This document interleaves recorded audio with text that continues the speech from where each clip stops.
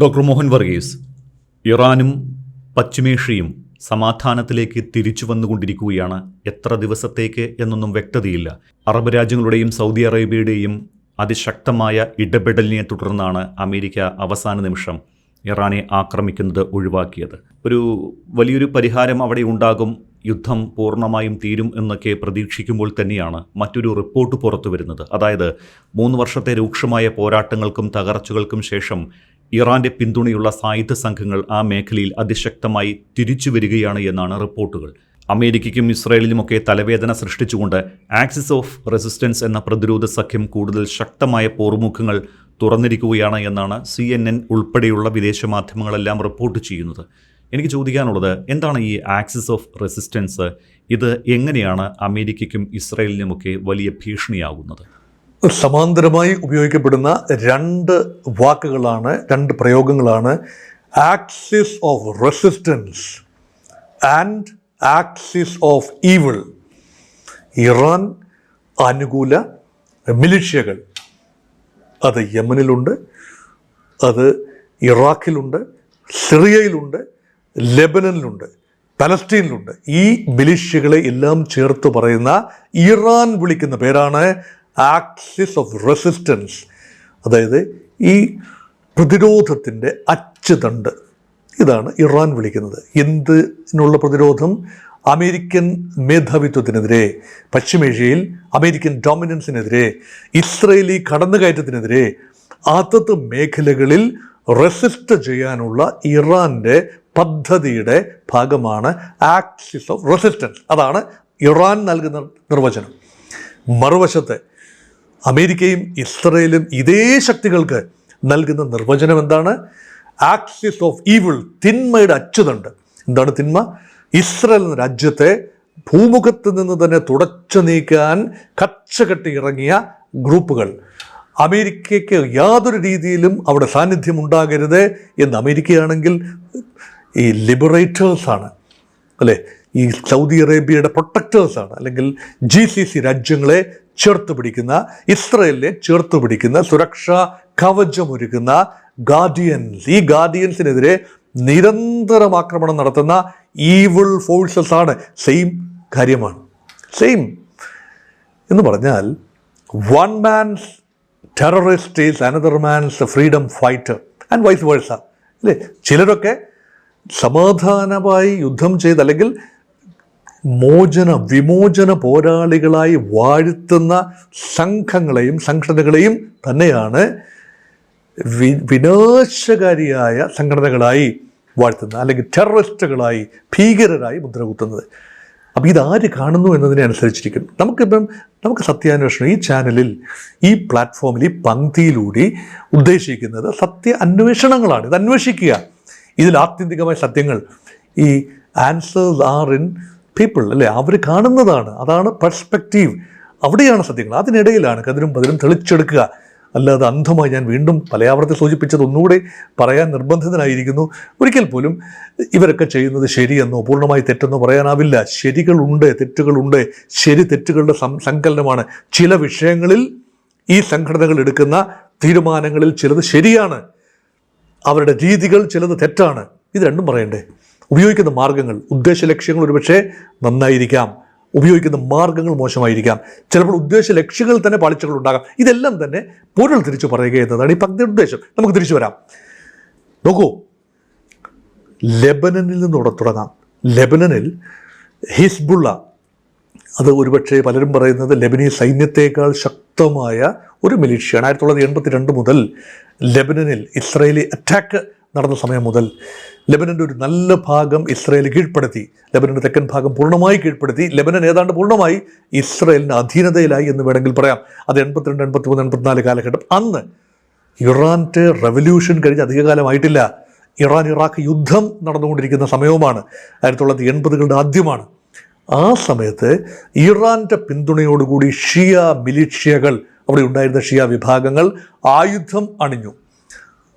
പല രീതിയിലും സിറിയ വഴിയൊക്കെ ഇറാൻ ആയുധങ്ങൾ എത്തിച്ചു കൊടുത്തു. അവർ തദ്ദേശീയമായി കുറേയൊക്കെ ഉണ്ടാക്കി.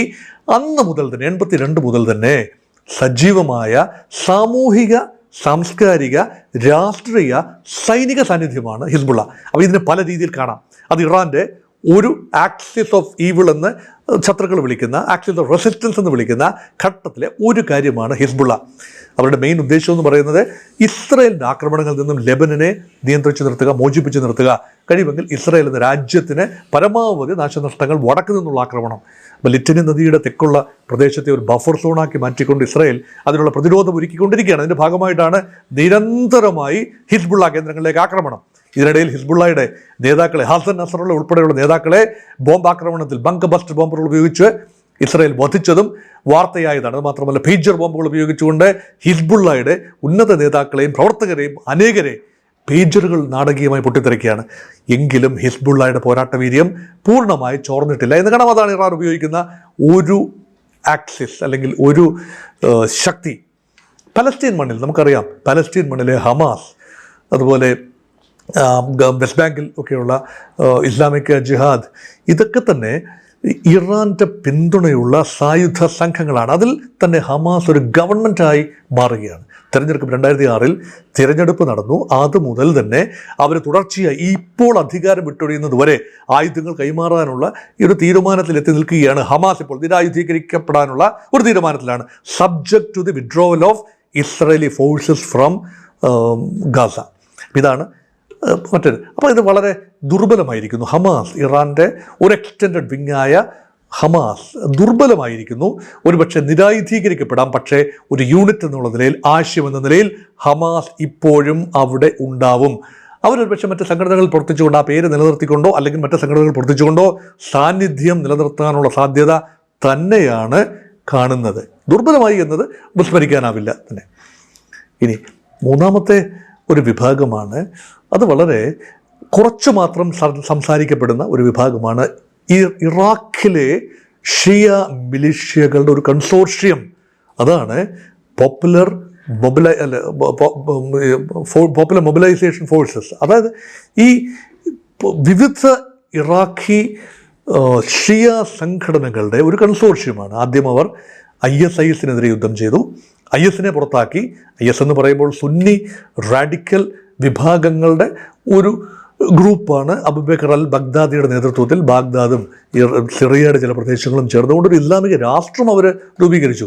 2013 മുതൽ 2016 വരെ നിലനിന്ന ഒരു ടെറിറ്റോറിയൽ സ്റ്റേറ്റ് ആയിരുന്നു. ഒരുപക്ഷെ മറ്റു രാജ്യങ്ങളുമായിട്ട് ബന്ധമില്ല, പക്ഷേ ടെറിറ്റോറിയൽ സ്റ്റേറ്റായി നിലനിന്ന ഒരു രാജ്യം, ഇസ്ലാമിക് സ്റ്റേറ്റ്. അതിനെതിരെ ഷിയ സംഘടനകൾ, അത് സുന്നി വിഭാഗമായിരുന്നല്ലോ, അതുകൊണ്ട് കൂടിയാണ് ഷിയ സംഘടനകൾ ഇറാൻ്റെ പിന്തുണയോടുകൂടി യുദ്ധം ചെയ്തു. അപ്പോൾ പോപ്പുലർ മൊബിലൈസേഷൻ ഫോഴ്സസ്. അപ്പോൾ ഇതാണ് മൊബിലിറ്റി. ഇവർ മൊബിലൈസ് ചെയ്യുകയാണ് ജനങ്ങളെ.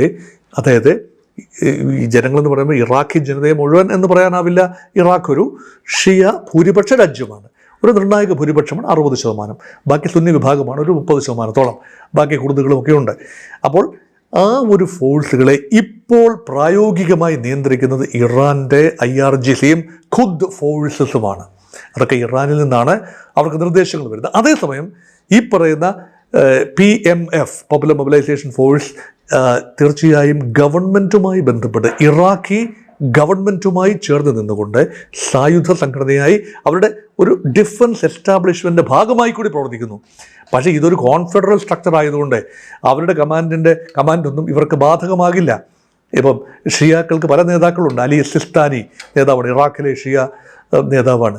അയത്തുള്ള അലി ഖൊമേനിയോട് കൂറ് പുലർത്തുന്ന ആളുകളുമാണ് ഇവരിൽ പലരും. ഇങ്ങനെ പല രീതിയിൽ ചിതറി നിൽക്കുകയും, എന്നാൽ ഒരു കോസിന് വേണ്ടി, എന്താണ് കോസ്? ഇസ്രയേലിന് എതിരാണ്, അമേരിക്കയ്ക്ക് എതിരാണ്. ആ രീതിയിൽ ഇറാനോട് സൗഹൃദമുള്ള, ഇറാനിൽ നിന്നും കമാൻഡ് സ്വീകരിക്കുന്ന പോപ്പുലർ മൊബിലൈസേഷൻ ഫോഴ്സസ് അവർ നിരന്തരം സൗദിക്കെതിരെ ഇപ്പോൾ ആക്രമണം തുടങ്ങിയിരിക്കുന്നത്. ഇതൊരു പുതിയ നീക്കമാണ്. അങ്ങനെയല്ലായിരുന്നു.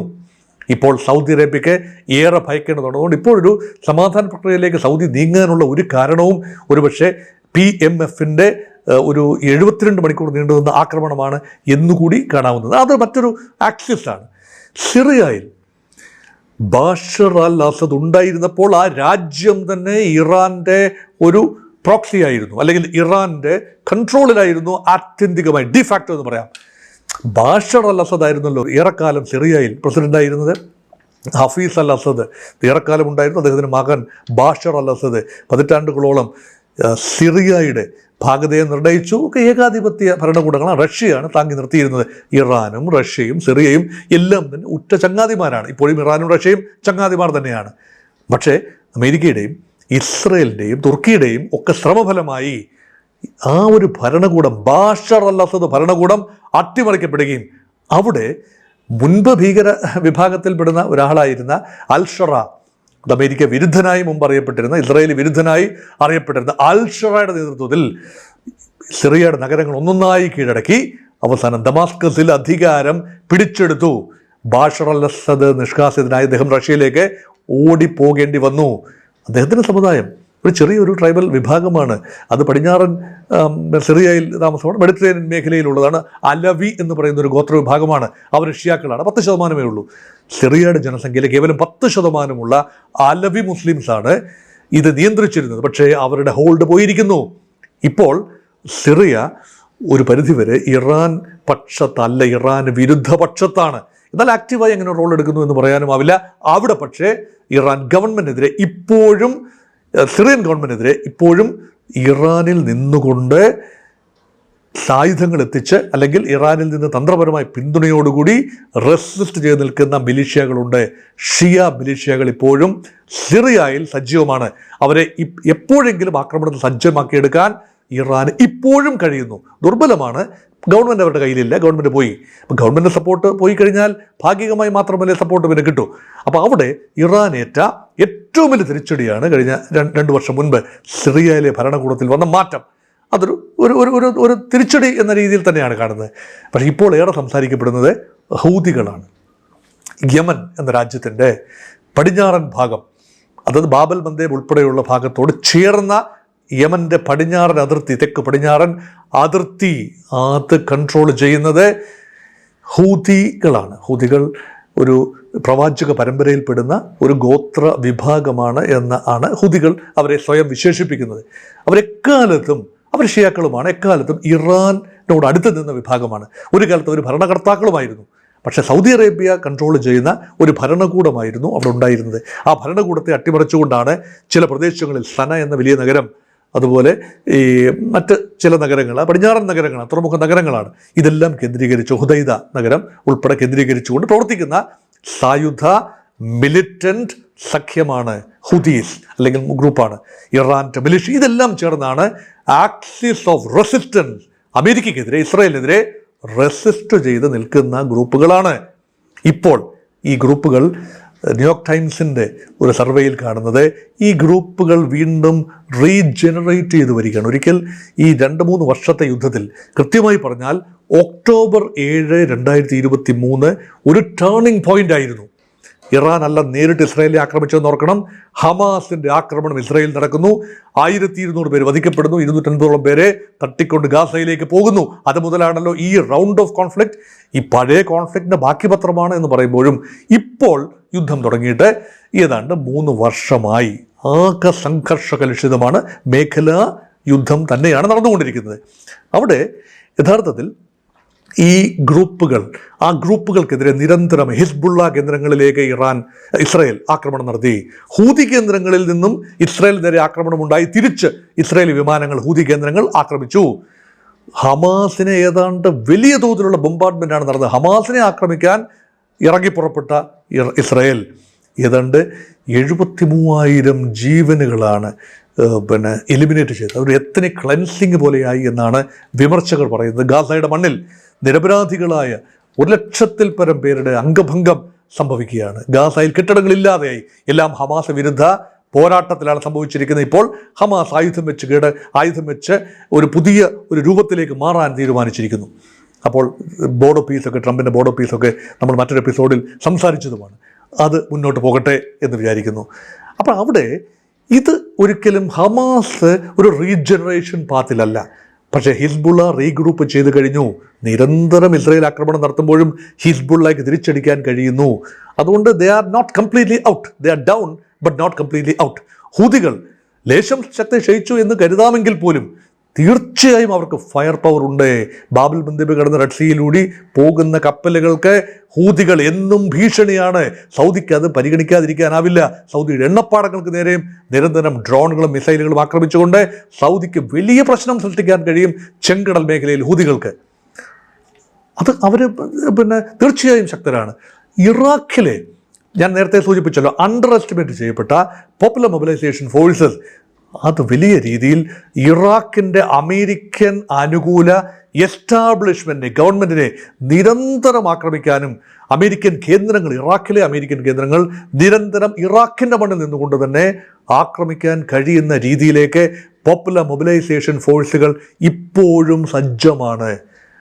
അപ്പോൾ ഇറാന് പലതുകൊണ്ടും ആശ്വസിക്കാൻ വകയുണ്ട്. പൂർണ്ണമായി എലിമിനേറ്റ് ചെയ്യാൻ കഴിഞ്ഞിട്ടില്ല. ഇറാൻ്റെ എക്സ്റ്റെൻഡഡ് ആംസ്, പ്രോക്സീസ് എന്നൊക്കെ പറയുന്ന ഈ ഗ്രൂപ്പുകളെ പരമാവധി ദുർബലമാക്കാൻ ശ്രമിച്ചുവെങ്കിലും അവരിപ്പോഴും they live to fight another day.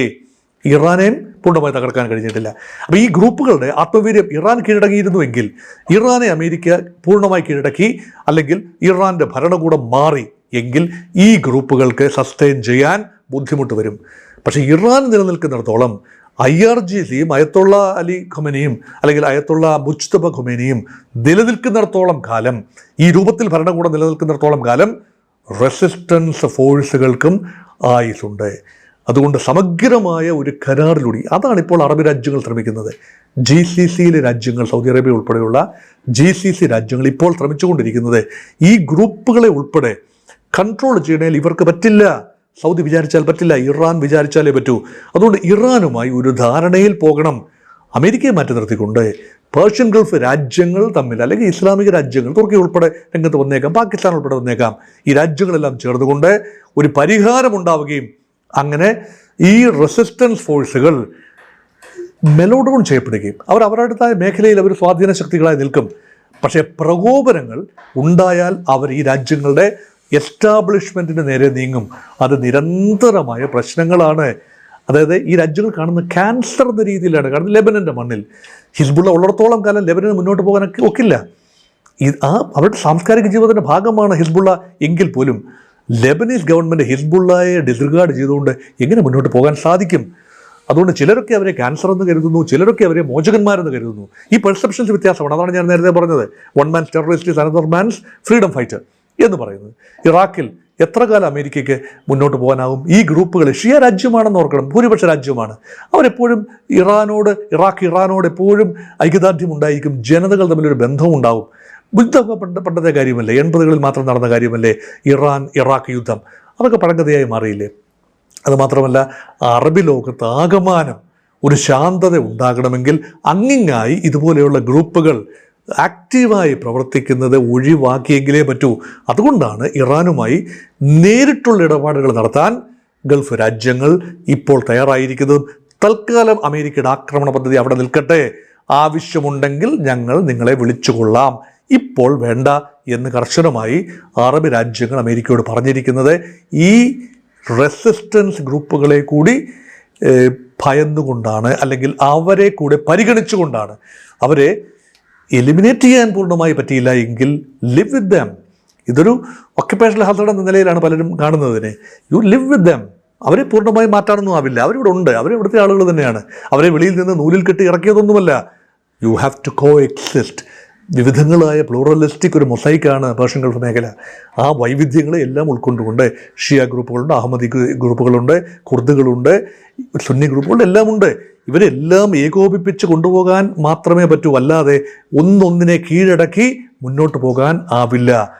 Live and let live എന്ന ഒരു ചിന്തയിലേക്ക് അറബി ഇസ്ലാമിക ലോകം, പ്രത്യേകിച്ച് GCC മേഖല വരുന്നു എന്നതാണ് ഇപ്പോൾ ഏറ്റവും വൈകി ലഭിക്കുന്ന സൂചന.